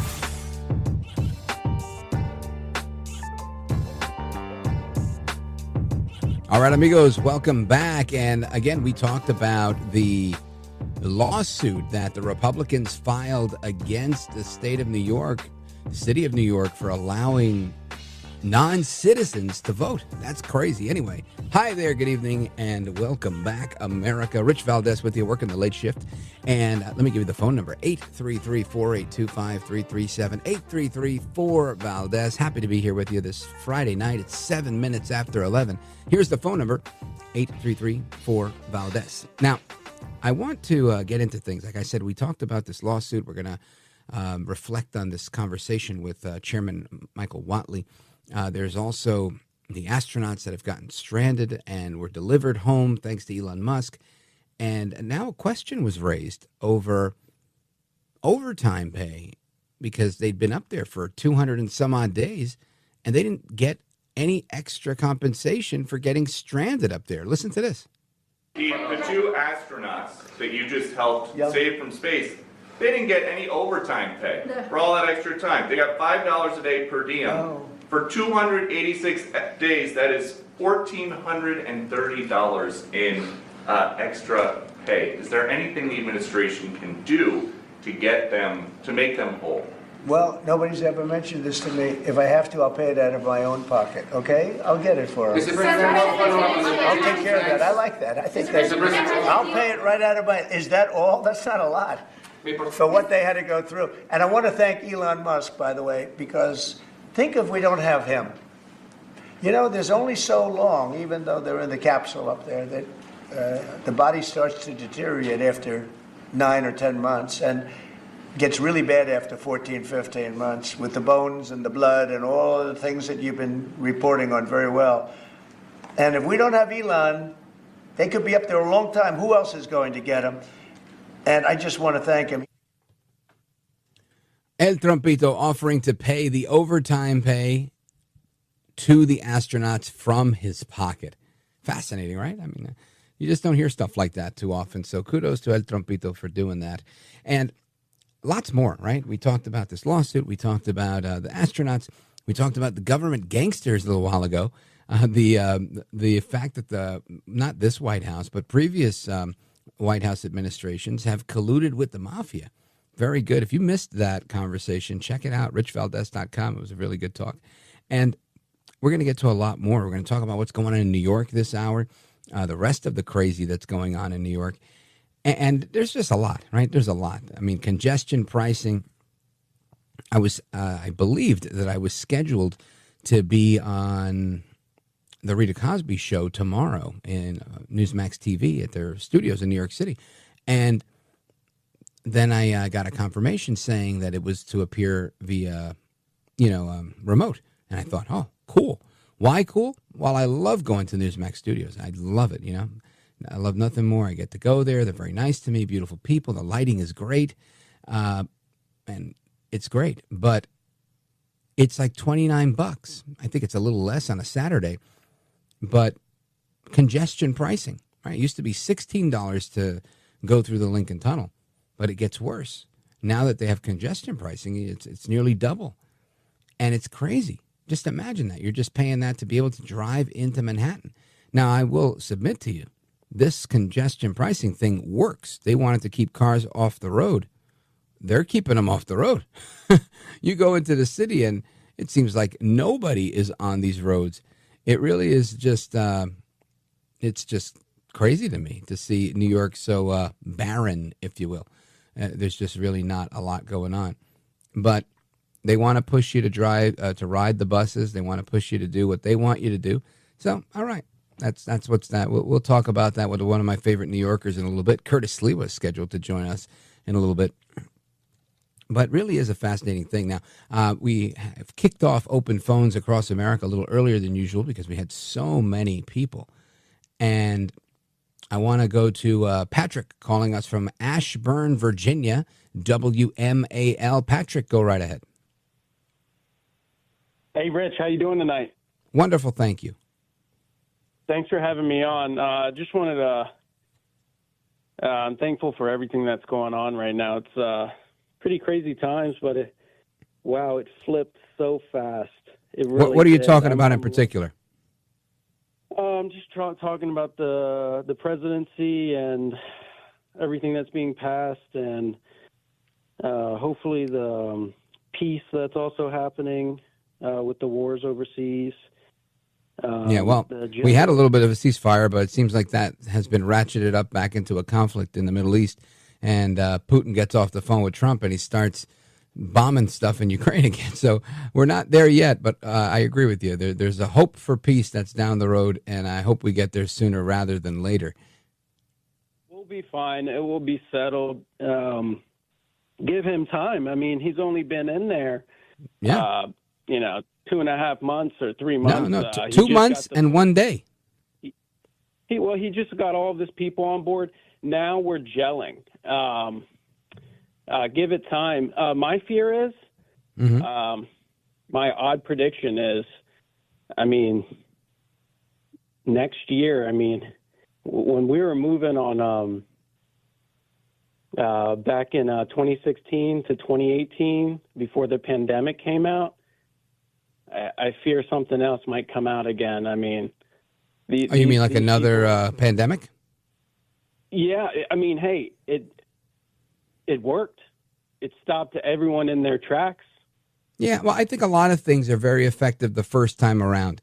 I don't know that they have the same effect the second time around. For example, if somebody comes on television today and says, listen, I need 15 days to flatten the curve, 15 days, I think most people, not like a few, I think most people are going to say, go F yourself. Not doing it. I really do believe that's the majority of people. I don't live in a bubble, and I meet people from all over, people that love to argue and debate with me, and they're all like, I'm not doing that again. I don't believe there's enough government power out there, unless they get really, really, radical. You're talking about, cops kicking down like Australia. That, yeah. But outside of that, I think they blew their load already with this one. I don't think they're going to have a chance to try and subjugate people like that again. They can try, and I think they've tried. They've tried to test the waters. There was monkeypox and all sorts of other ones that followed it, where they said, "Oh, this one, COVID Part 2, the 2.0, this new COVID that came back." They were saying it's more. People have gotten sick. They've gotten better. I think the worst of it's behind us with that. There might be something else. They might try aliens. They might try, who knows what they'll try. But I think people writ large are just like, you know what? I'm not staying home again. I'm not walking away from life to accommodate this problem. I think they had one shot at that, and that was it. My thoughts. I could be wrong. Let's see. Patrick in Ashburn, Virginia. Thanks for the call. WMAL. I appreciate the call. Hope you call back again soon. Let me see. Continue. I want to continue here. I want to go to Lester, Daytona Beach, Florida. WNDB. Lester, go for it. Thank you. I just want to say that I'm a registered voter. I voted for Donald Trump, and I'm grateful that I did. And the man knows what he's doing. And if he wants to impeach the judges, go for it. I support him. And if he doesn't, then I'm not even going to worry about the judges. Yeah, listen, I'm with you. And Trump's, he's allowed to say what he wants to say. I think he created this precedent, and I give him credit for it. Maybe some will give him critique for it. I give him credit because I think prior to Trump really saying whatever he felt like saying, there was a pomp and circumstance, or some might argue a decorum, that went with the office of the presidency that I believe limited the role of the president. I believe it limited the representation of the people in that role. And I think that's the part where Trump really, for me, he does it for me. He says what I want him to say, what I would say if I were there. And I love that. I love that he's really, in my opinion, he's truly speaking for the people. People are fed up. They're tired. They work hard and they want what's right. You know, I got into a big topic the other day about free speech and how, you know, I don't like Ilhan Omar as much as the next guy. But I'm not going to sit here and say we need to deport her. I will say she should leave if she doesn't like it. But I'm not going to deport her because I have no reason to believe that she needs to be deported. She's a citizen since she's 17 years old in this country. It's probably half of her life at this point, right? She's younger than me, I'm sure. So despite my political differences with her and my belief that her patriotism is not where I think it ought to be, I can't sit here and say we're going to kick her out of the country because she doesn't love America the way I want her to love America, because that's not American. And this was a big thing that we gotten into. And I think Trump he's allowing that to happen, right? He's allowing the fact that you can say what you want to say. And we should all, Ilhan included, Trump included, everybody gets to say what they want to say. That's truly how free speech works. And I believe in the free marketplace of ideas. If your ideas are no good, people won't like them and they'll just reject you. But if you've got something that's worth looking at and worth mulling over, people are going to consider it. And to me, that's the beauty of life. That is how America works. That's how free speech works. That's the free marketplace of ideas. And that's where we need to stay. And I never liked the idea of telling anybody that they can't say what they want to say, because the minute you tell it to somebody else, they could say it to you. And I don't want anybody shutting me up. Lester, Daytona Beach, Florida, thank you for the call, WNMB. Now, somebody who isn't going to be shut up by anyone, my buddy, this is Curtis Sliwa. He's coming up next. Don't go anywhere. This is America at Night with Rich Valdez.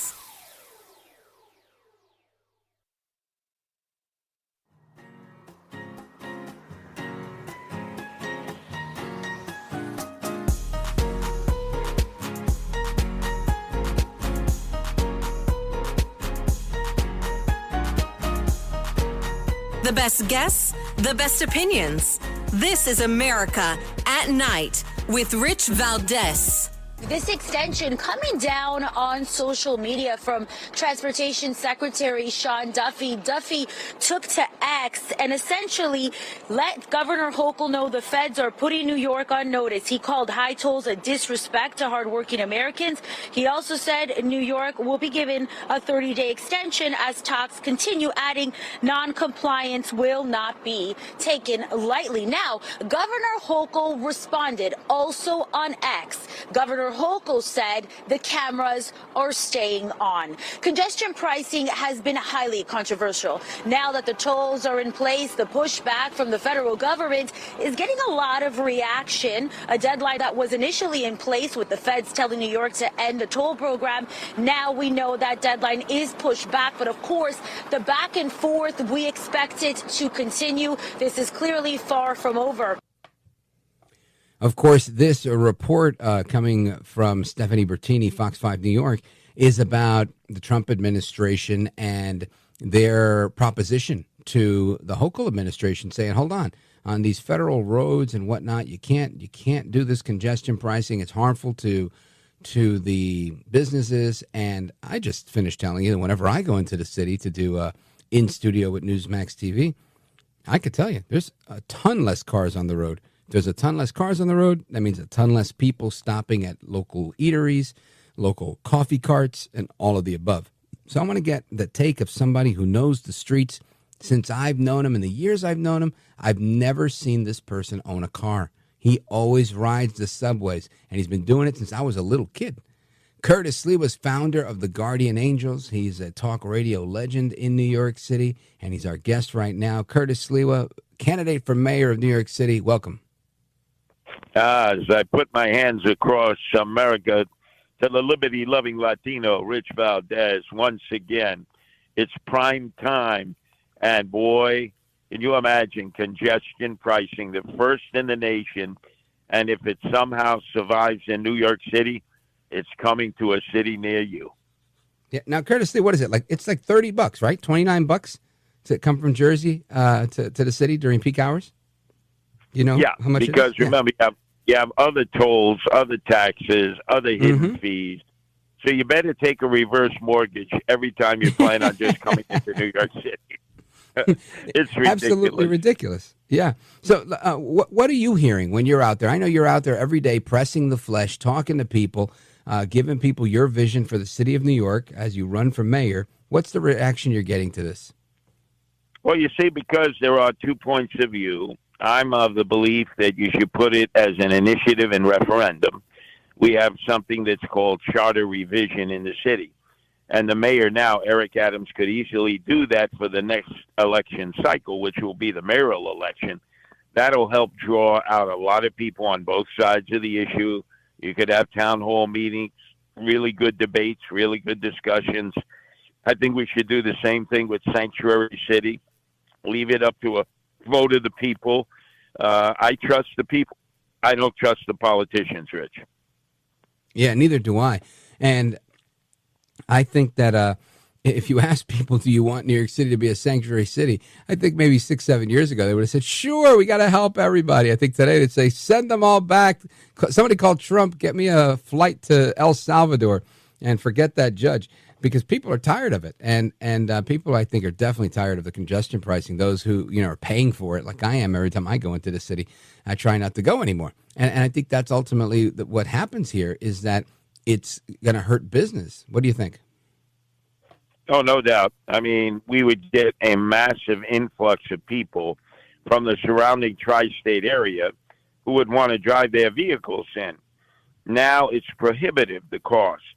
So that means people are not going to shows, they're not going to restaurants, they're not coming to shop. You're losing a certain amount of revenue the city could be making, and from that revenue, there would be a tax. To be completely honest with you about congestion pricing, it's simply there to offset $800 million that is lost each and every year on fare evasion.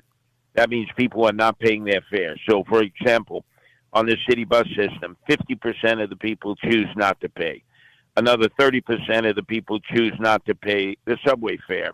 And then you have Long Island Railroad and you have Metro North, and they lose about $100 million through fare evasion there for a total of $800 million. Now, under the best set of circumstances, if congestion pricing existed a year, they said it would probably generate about $800 million in revenue. That's simply the amount of money to offset all the money you lost through fare evasion. So it's a bait and switch any way you look at it, Rich. Unbelievable. Folks, we're on with Curtis Sliwa. Curtis is a legend in the talk radio business in New York City, a mentor of mine, and he is running for mayor. He's leaving it all behind, right? He's not on the air right now. He's focused full-time on running for office. I want to hear a little bit about what that campaign is looking like, what type of reaction you're getting when you're seeing people all over the city, as well as, all the important stuff that's going on. And we're going to do that straight ahead with Curtis Sliwa. And amigos, if you want to chime in, we got open phones across America. We're getting to your calls momentarily. After that, the number 833-482-5337, 833-4-Valdez. Give me a call, open phones across America, and we're coming right back with our guest, candidate for the mayor of City of New York, Curtis Sliwa, founder of the Guardian Angels. Don't go anywhere. I'm Rich Valdez.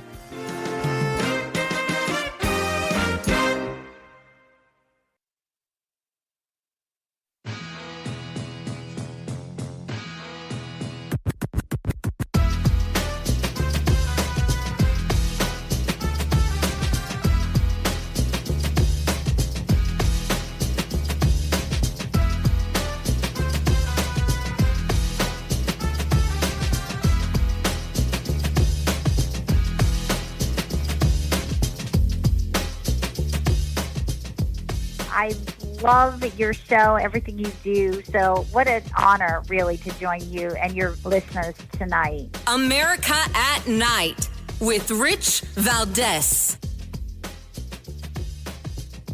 It's been a long journey. We're still on that journey. And the more people who get a chance to see the benefits, just walk around and talk to people, ask if their lives are more enriched whether they have more time with their families if they're a commuter, whether or not they're finally realizing that we have the world-class public transit system, but we need to keep it world-class by raising the revenues to invest in it as well. That is essential.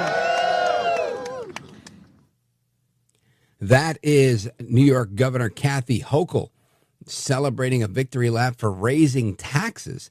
And I want to get some perspective from Curtis Sliwa. He is the Republican candidate for mayor of the city of New York, presumably running against Andrew Cuomo. Rumor has it that the current mayor, Mayor Adams, may be running as an independent. I think this is a real way in for Curtis Sliwa. Curtis Sliwa, welcome back. Talk to us. What's going on here? How are you going to win this race? Well, it seems like there'll be 4 in the general after a very bloody Democratic primary. So, assuming Andrew Cuomo wins the Democratic primary, I have no challenges. I'm the Republican designated candidate for mayor. But I believe Eric Adams will run as an independent. And then you have the Democratic Socialists of America, Zorhan the Magnificent. He'll run on the Working Families Party line. And remember, last time I got 30% of the vote. So if I just hold the 30% of the vote I got last time, Rich, there's a very good chance that right after the election, you'll be telling your audience you have the mayor of the city of New York on, Curtis Sliwa. Woo! I can't wait. I can't wait. And listen, I was there with you on the front lines last time, pushing for your election and pressing the flesh, and I'm happy to do it again because I think you're exactly what New York needs. Let's talk about why, though. I want you to tell us a little bit about, why did you walk away for a second time now from a very, very successful and lucrative talk radio career in the #1 market in the country after, 4 decades on the air to say, I'm going to run for mayor? If you remember the first time I ran, Rich, I warned everybody about Eric Adams. He wasn't ready for prime time. He was the swagger man with no plan. Unfortunately, I was proven to be correct. Now I'm running to prevent Andrew Cuomo from having an opportunity to destroy the city as he did the state when he fled fearing impeachment 3 years ago after being responsible for 15,000 of the elderly who were transferred at the height of the crackdown and pandemic in March of 2020, transferring them out of long-term nursing care in a hospital to immediately long-term nursing care in a senior citizen home, which was devastating to the clients. It spread like wildfire. And as a result of that executive order of Andrew Cuomo on March 25th of 2020, 15,000 people died, most of them unnecessarily. We can't allow a guy who's made those kind of mistakes and who recently just doubled down on the bill that he passed and promoted, no cash bail. He was asked, would you do anything differently? He said, no cash bail works. No cash bail should be the law of the state, which it is, which has provided an opportunity for criminals to get caught, captured, and released for a whole wide variety of crimes that normally they would have been locked up for.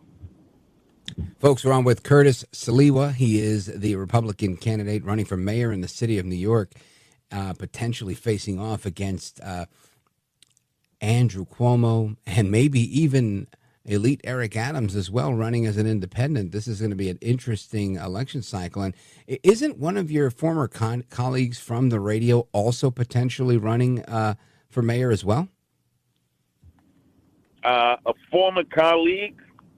Gee, let's see. Who would that be? Who did you have in mind, Rich Valdez? What were you running? No, I was thinking of a whiner wiener. Oh, but he's not running for mayor. So former Congressman Anthony Weiner, who, as you know, got an opportunity to be a talk show host, even though his personal life leaves a lot to be desired.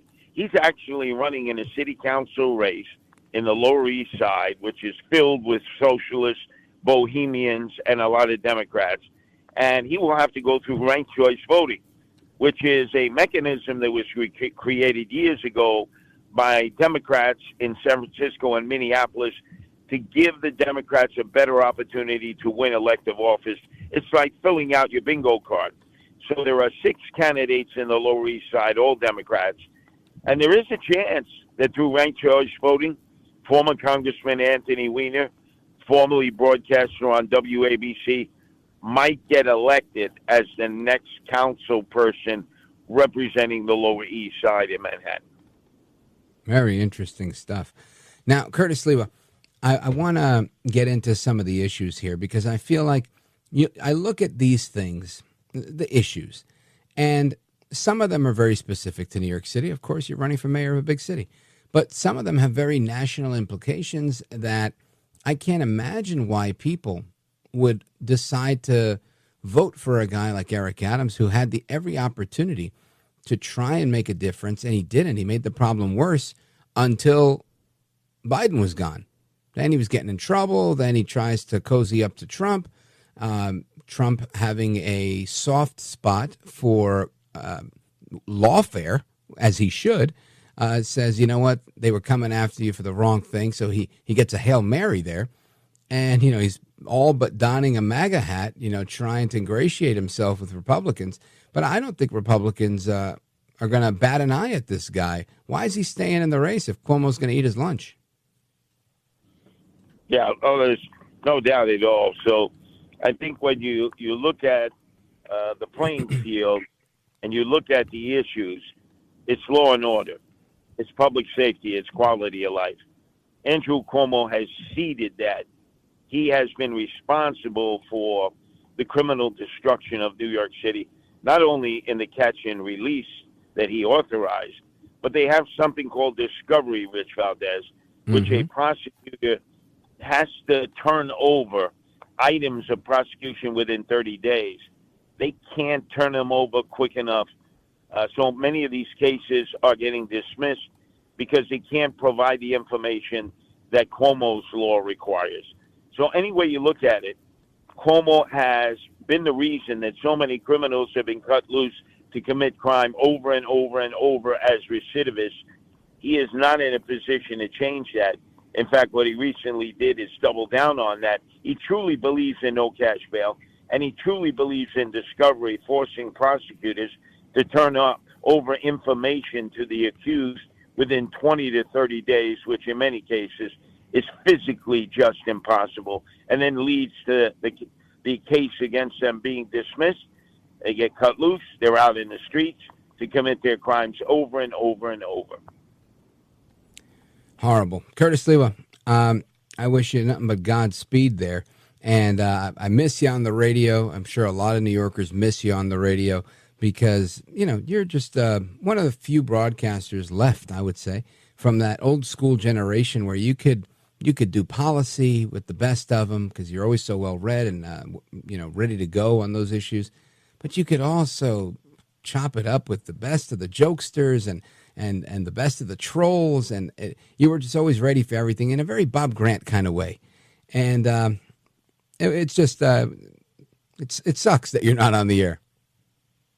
Well, I'll tell you, if the people out there will help me get elected, and they can do that by going to Sliwa for NYC.com. That's SLIWA, Sliwa for NYC.com. There's nothing that then prevents me, as the mayor of the city of New York, getting on the radio and doing what Curtis Sliwa has done for 35 years, which is not only provide news and information and commentary, but lots of theater of the mind and lots of entertainment too. I would probably be the first mayor ever to get a lot of my messages out on radio. We see that President Trump does it on his social networking. I would be going back to old school, breaking a lot of news on the radio. Very cool. The only person I know that's ever done that is your Gumbadi Cheech, former mayor of New York City. Rudy Giuliani used to come in once a week. Absolutely. It used to be Ask the Mayor, except I would probably do an hour a day, give the press the opportunity to cross-examine you at that point, but also give callers an opportunity to ask you about things that are of a vital nature to them that they'll never get an answer to trying to get through the bureaucracy. call, and it's your turn to be heard with the mayor of the city of New York. I think a lot of people would really like that kind of a radio program. Oh, I love it. I'm willing to host it for you so that, to set you up, because that sounds like a lot of fun. Curtis Sliwa, give everybody the website again so they can write you the biggest check they can write you. Sliwa, that's SLIWA, for NYC.com. And we could use that financial help, because if the election were tomorrow in a four-way race, as I had indicated earlier, because I got 30% the first time, I would be the next mayor of the city of New York. Outstanding. Curtis Sliwa, everybody. It's Sliwa for New York. Did I get it right? Sliwa for NYC. Sliwa for NYC.com. Sliwa for NYC.com. Check out the campaign. Donate if you can. Curtis Sliwa, Godspeed to you. We're going to do it again real soon. And I look forward to seeing you, hopefully even sooner. Love putting my hands across America with the liberty-loving Latino Rich Valdez. My man. Godspeed. And amigos, your calls and more coming up right now. Open phones across America. Keep it locked right here. I'm Rich Valdez. This is America at Night with Rich Valdez. Call now, 833-4-VALDEZ. That's 833-482-5337. 833-4-VALDEZ. That's Valdez with an S.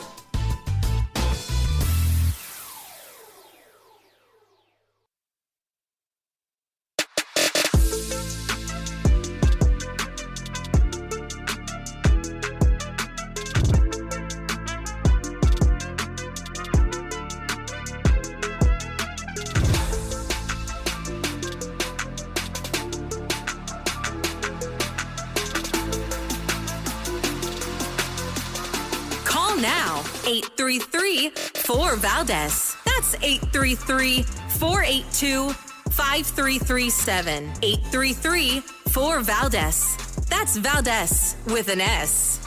We cannot continue to be on the defense reacting to this. We've got to go on the offense. We got to meet people where they are. But I also think this, and this is where, this is part of the conversation I'm trying to have, is you got to respect people you disagree with. And you can't just dismiss people. How do you fight it? This I notion think of I could kick most of their ass. I do think that if they wanted to. I know I can outrun them, but I don't know if we're going to fall into that place where we want to. Okay, we challenge you to a WWE fight here type of thing. That is Tim Walz, former vice presidential candidate, current governor of Minnesota, saying, I think I could kick the ass of most Trump supporters if we were going to make a WWE type of thing. And he took a lot of heat for that on social media, with people saying that's because WWE is wrestling entertainment, and that's the only way you would win a fight like that. Well, that got the attention of WWE legend Kane, who has been a mayor in Tennessee for quite a long time now. And Kane is 7 feet tall. I don't know if you remember that, but he is 300-pound dude, very big guy. And his real name, Glenn Jacobs. He's the mayor of Knox County in Tennessee. And he issued a challenge to Tiananmen Tim Walz, saying, all joking aside, at Governor Tim Walz, put it on Twitter, so it's in writing, let's put our money where our mouth is. In a charity wrestling match, we'll split the gate 50-50 between our chosen organizations. I'll kick things off myself with a $10,000 donation. What do you say? I have not heard Governor Walz accept this as of yet. And I would love to see 7-foot Mayor Kane over here lay the smackdown. That would be fantastic. Now, Walz, he likes to talk slick on podcasts with Gavin Newsom, but in reality, not a whole lot is going on. So I'll keep you updated on that. Others that are tough here. Let me see. There was something else I want to talk about. Oh, yes. George Foreman, the beloved boxer, heavyweight champion George Foreman, has died at the age of 76 years old. My condolences to the Foreman family. God rest his soul. And speaking of fighting, President Trump continues fighting revoking the security clearances for Joe Biden, Joe Biden's entire family, Hillary Clinton, Kamala Harris, Liz Cheney, and others. Good for you, El Trumpito. Good for you. Let's get some reaction from you guys. Let's see. Paul, Globe, Arizona, KRVN. Go right ahead. Hey, good to talk to you. I have an important question about the Ukrainian war. I have heard there are enormous kickbacks coming back to prominent politicians like rhinos for continuing this war, which is slaughtering thousands of Ukrainian and Russian young people. And if there is any truth to this, what a story it would be to break that some of our politicians are callously promoting a no-win war against Russia to fatten their bank accounts. And I'm wondering if you have heard if there's any truth to these allegations of millions of dollars being poured back into the coffers of, was it Lindsey Graham? Is that his name? The rhino? Well, I'd say Lindsey Graham is probably the least of them. While he is a war hawk, he was the first one calling for an end to this war and criticizing Zelensky. So I think that would go against his best interest if that were true for him. But I will say, Paul, that what you're describing describes, I would say, probably every major conflict that I've ever seen in my lifetime, from the late 70s till now. That's always been the case. It's been the policy of the deep state, or, some our foreign adversaries would say the United States. Our position has always been to start some sort of wars because Raytheon and Northrop Grumman and Halliburton and the rest of the military-industrial complex make a lot of money, and they in turn go ahead and donate lots of money to congressional and Senate campaigns and gaining support for what they do there, and making sure that you got a Secretary of Defense that wants to increase military budgets and always continue to spend more and have more wars and do more and keep feeding the war machine. And I oftentimes say this so that nobody ever gets me wrong. I'm not opposed to this, honestly. I think that, let me rephrase, right? That's going to get taken out of context. I am not opposed to the United States being a military power and not being afraid to use its military might. I don't think we should go and start wars willy-nilly for no reason, which I think a lot of people in the CIA have alleged for a long time, or people have alleged the CIA's done that for a long time. So this is why I'm very excited about Trump and his brand of foreign policy. But I think forever and a day, politicians have been getting kickbacks from dirty wars. It's nothing new. It's not something we can prove. So good luck, blowing the doors off of that and having a big story. But it's clearly the unwritten rule of how Washington works. And this is why Trump is in office today, because he stands against it. Paul in Globe, Arizona, thank you for the call. KRVN, coming right back. Your calls and more. Don't go anywhere. This is America at Night with Rich Valdez.